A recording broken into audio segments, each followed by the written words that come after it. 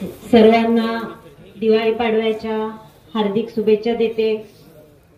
आपण सर्वजण काल दुपारी दिलेल्या एका निरोपावर या ठिकाणी उपस्थित राहिलात, त्याबद्दल मी आपल्या सर्वांचं मोठे कुटुंबियाकडनं मनापासून आभार मानते, मनापासून ऋण व्यक्त करते। पप्पा वारल्यानंतर आता मी खूप भाषण करणार नाहीये, सूचनाही करणार नाही, पण एक 5 मिनिटांमध्ये मी माझं मनोगत व्यक्त करणार आहे, कारण ऊन झालेलं आहे, उन्हामध्ये काही आपले सहकारी बसलेले आहेत। पप्पा वारल्यानंतर कमी वयामध्ये बायांवरती जी जबाबदारी येऊन पडली, ती जबाबदारी अतिशय सक्षमपणे पेलण्याचं काम त्यांनी त्यांच्या वयामध्ये केलेलं आहे। खरं तर ते वय मित्रांसोबत फिरण्याचं होतं, तरी सुद्धा माझा मतदारसंघ, माझ्या वडिलांनी बघितलेलं स्वप्न मी या ठिकाणी पूर्ण केलं पाहिजे या ताकदीनं अतिशय लहान वयामध्ये माच्या सहकार्याने, रणजितदादाच्या सहकार्याने या ठिकाणी त्यांनी काम केलं। आणि सगळ्यात महत्त्वाचं म्हणजे तुमच्या सर्वांच्या मोठ्या लोकांच्या आशीर्वादामुळे आणि तुमच्या सगळ्यांच्या प्रेमामुळे भैया या ठिकाणी काम करू शकले। 15 वर्ष तुम्ही आमदारकीची त्यांना दिली, त्या काळामध्ये अनेक प्रकारचे प्रकल्प मी या ठिकाणी सांगणार नाही, त्यांनी कामाच्या माध्यमातून त्यांचं काम दाखवण्याचा प्रयत्न केलेला आहे आणि यापुढेही करतील। मला या ठिकाणी पप्पांसोबत काम केलेले मुक्ताप्पा असतील, आत्ताच बोलले त्यांच्या भाषणामध्ये की लोक म्हणत होते आप्पा तुम्हाला चालायला येईल का, परंतु माझं भैयांवरती एवढं प्रेम आहे की मला काठीचीही गरज लागली नाही। असे लोक आपल्या बरोबर आहेत। आप्पा तुमचं खरंच तुम्हाला मनापासून या ठिकाणी मी प्रणाम करते। तुमच्यासारखेही लोक आहेत आणि तरुण कार्यकर्ते या ठिकाणी आहेत, सगळ्यांचा मेळ आपल्या जवळ आहे आणि हे पैशाने विकत कधीच मिळू शकत नाही। कितीही पैसा दिला तर हे प्रेम पैशाने विकत मिळत नाही। आणि आज संभ्रमात या ठिकाणी प्रताप भैया लोक येत होते की कशासाठी बोलवलं असेल, खूप जणांच्या मनामध्ये प्रश्न होते की कशासाठी आपल्याला बोलवलं असेल, आता काय निर्णय असेल, कारण मागचे 15 दिवस असे वेगवेगळ्या घाईमध्ये सगळ्यांचे चाललेले होते। परंतु आज आपण या ठिकाणी आलेलो आहोत, ते लढणार आणि जिंकणार ह्याच्यासाठी आलेलो आहे। लक्षात ठेवा, जिंकायचंय। इथून गेटच्या बाहेर जाताना प्रत्येकाने राहुल भैयांना नाही तर मला स्वतःला जिंकायचंय, माझ्या स्वतःच्या स्वाभिमानाला जिंकायचंय, माझ्या भूमपरांडा वाशीच्या मातीला जिंकायचंय, हे समजून इथून बाहेर पडायचंय सगळ्यांनी। आणि ते सगळेजण तुम्ही निष्ठेने कराल, कारण इथं जमलेले सर्व निष्ठावंत आहेत। निष्ठावंत ह्या शब्दाचा अर्थ भैयांकडे बघितल्यावर आपल्या सगळ्यांना कळत असेल, तुम्ही सर्व समोर बसलेला आहात त्यांच्याकडे बघितल्यावर आपल्या सर्वांना कळत असेल। सगळेजण महिलांविषयी बोलले, मी मतदारसंघामध्ये फिरतीये भाऊसाहेब, मी मतदारसंघात फिरतीये, आता कुणी घाबरून जाऊ नका। मला महिलांचा प्रतिसाद असेल किंवा महिलांच्या प्रतिक्रिया असतील, अतिशय पॉझिटिव्ह प्रतिक्रिया आहेत।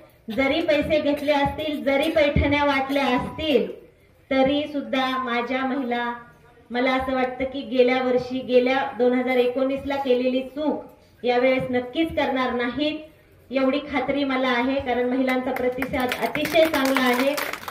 फक्त या ठिकाणी बसलेल्या माझ्या सहकार्यांनी, भैयांच्या सहकार्यांनी या ठिकाणी लक्षात ठेवायचंय की माझ्या गावातील महिला ही कशी फसवली गेलेली आहे आणि ती फसवली गेलेली आहे, ती घाबरून तुमच्यापर्यंत येत नाही, तिच्या पाठीमागे ठामपणे उभं राहायचं काम आपल्या सगळ्यांना करायचंय, गावातल्या लोकांना। तर ती महिला नक्की समोर येईल आणि तुम्हाला बोलेल की मी फसवली गेलेली आहे आणि मी काय करणार आहे ते। त्यामुळं आपल्या घरातील, मला असं वाटतं की आपल्या सगळ्यांना वाटतं की आपल्या घरातील महिला बाहेर का आली पाहिजे, का नाही आली पाहिजे, तर आपल्या घरातील महिला बाहेर आली तर गावातील महिला नक्की बाहेर येतील। त्यामुळं आपल्या स्वतःच्या घरातील महिला ह्या चांगल्या कामासाठी बाहेर येऊन ह्या प्रत्येक घरोघर फिरल्या पाहिजेत आणि सांगितलं पाहिजे। अजून एक या ठिकाणी सांगते की सगळ्यांनी एक, भाऊसाहेब सगळ्यांचं तुमचं जास्त असतं त्यामुळे तुम्हाला तुमचं नाव घेऊन बोलते, तिरंगी लढत होणार आहे हा सगळ्यांनी डोक्यात विषय घेऊन या ठिकाणी जा बाहेर जाताना। त्यामुळे जे होईल ते 5 तारखेला आपल्या सगळ्यांना बघायला मिळेलच, पण त्यासाठी आपल्याला सगळ्यांना तयार राहायचंय, असं समजून आपण या ठिकाणून बाहेर जायचंय सगळ्यांनी. मतविभाजन कसं होणार नाही सगळ्यांनी त्यांच्या भाषणामध्ये सांगितलं, परंतु गावात फील्डवर काम करताना भैया आपल्या सगळ्यांना माहिती असतं की गीट मधली परिस्थिती तुम्हाला माहिती आहे. तुम्ही आता बोललात की मोठे मोठे लोक गेले, ईट मधले गेले, इकडचे गेले, तिकडचे गेले. मला असं वाटतं की मतदार खूप सुज्ञ आहे, मतदार कुठेही गेलेला नाही. तुम्हाला येत्या 18 दिवसामध्ये वेगवेगळी आमिष दाखवली जातील, वेगवेगळ्या गोष्टी सांगितल्या जातील, पण इथं निष्ठावंत बसलेले आहेत. त्या निष्ठावंतांनी दाखवून द्यायचं आहे की आमच्या समोर कितीही काही आलं तरी जे गेलेले आहेत ना त्यांना खूप दिलेलं होतं भैयाने. तुम्हाला सगळ्यांना माहितीये त्यांना खूप दिलेलं होतं. तुमच्या मधल्या सगळ्यांना आम्ही कधी काही देऊ शकलो असेल नसेल त्याच्याबद्दल मी खंत व्यक्त करते, पण ताकदीनं तुम्ही आमच्या बरोबर आहात. त्यामुळं येणाऱ्या काळातही ताकदीनं उभं राहताल एवढी अपेक्षा आपल्या सगळ्यांकडनं करते. आपल्या मतदारसंघाला मागचे 4.5 वर्ष मंत्रीपद होतं, भैयांना 15 वर्ष आमदार पद होतं. त्यांच्या 15 वर्षाच्या आमदार पदामध्ये त्यांनी प्रामाणिकपणे जनतेची कामं करण्याचा प्रयत्न केलेला आहे. आणि ह्या मंत्र्यांनी ह्या गेल्या 4.5 वर्षामध्ये काय काम केले आपल्या सगळ्यांना माहिती आहे. त्यामुळे मतांसाठी पैशाचा पाऊस पाडला जाईल. सगळ्यांनी आता भाषणामध्ये बोललं, खरंच पैसा श्रेष्ठ आहे का हा प्रश्न जर स्वतःच्या मनाला विचारला ना सगळ्यांनी तर प्रत्येकाला उत्तर मिळेल की पैसा श्रेष्ठ आहे का माणूस श्रेष्ठ आहे. नक्कीच माणूस श्रेष्ठ आहे आणि माणुसकी श्रेष्ठ आहे हे तुम्ही सर्वांनी इथं उपस्थित राहून दाखवून दिलेलं आहे. आणि गेल्या 5 वर्षामध्ये किंवा येणाऱ्या 18 दिवसामध्ये या ठिकाणी पैशाचा पाऊस पाडला जातोय भैया, जाईल. ह्याकडे सगळ्यांनी लक्ष द्या. पण आपल्या भैयांचं काम दाखवायला या ठिकाणी वरुण राजांनी जो पाऊस पाडलाय त्याच्या रूपातून भैयांचं काम या ठिकाणी सर्वांना दिसलेलं आहे. त्यामुळे पाऊस या ठिकाणी पैशाचा पाडायची गरज नाही हे आपल्या सगळ्यांना माहिती आहे. तात्यांसारखी ज्येष्ठ मंडळी असतील या ठिकाणी, तात्या भाऊंसारखी मंडळी असतील, सर्वजण या ठिकाणी आहातच. परंतु मला माहिती आहे माझ्या अगोदरही बऱ्याच वक्त्यांनी या ठिकाणी व्यक्त केलंय की माझी हा शब्द तुम्हाला कुणालाही आवडत नव्हता किंवा तुमच्या मनाला वेदना देणारा तो शब्द होता. ह्याचा एक विचार करा की तुम्हाला जेवढ्या वेदना माझी म्हणून होत होता मग भैयांना किती होत असतील. त्यामुळं तुम्ही सगळ्यांनी येणाऱ्या काळामध्ये हा माझी शब्द आजीमध्ये बदलण्यासाठी 18 दिवस द्या. पुढचे 5 वर्ष तुमच्यासाठी आम्ही 24 तास या ठिकाणी हजर असून तुमचे काम करण्यासाठी प्रयत्न करू. एवढा शब्द एक बहीण म्हणून, एक मुलगी म्हणून मी तुम्हाला या ठिकाणी देते. मागच्या मी आणि भैयांनी किंवा आमच्या मोठे कुटुंबियांनी, मी आमचं मोठे कुटुंबीय कधीच म्हणणार नाही, मोठे कुटुंबीय परांडा वाशीचा आहे. आम्ही नेहमीच तळमळीनं आणि चांगल्या प्रकारे लोकांची कामं करण्याचा प्रयत्न केलेला आहे. इथं मच्छिंद्र तात्या आहेत. तात्या मला आठवतंय 2014चं जे इलेक्शन होतं त्यावेळेसचा प्रचार आपला, त्यावेळेस जी आपली मेन सभा होती त्या सभेच्या वेळेस सुद्धा तुम्ही बोललेले होते. तुम्ही आणि अरुण दादा जे शब्द मला बोललेले होतात ते अजूनही माझ्या मनातून गेलेले नाहीत. आणि मी आणि भैयानी कधीच तुमच्या कुणाकडनंही कशाचीही अपेक्षा केलेली नाही. तुम्हाला काही देऊ शकलो नसलो, काही देण्याचा प्रयत्न केला असेलही, पण जे काही देऊ शकलो नसेल तर तुमच्याकडनं कधीच कशाची अपेक्षा केलेली नाही. परंतु आज तुमच्याकडनं मी एक शब्द मागणार आहे. एक बहीण म्हणून, एक मुलगी म्हणून, पप्पांच्या वयाच्या असतील तुमची सून म्हणून, जे भैयांना मुलगा मानतात तुमची सून म्हणून तुमच्याकडनं मी एक शब्द मागणार आहे.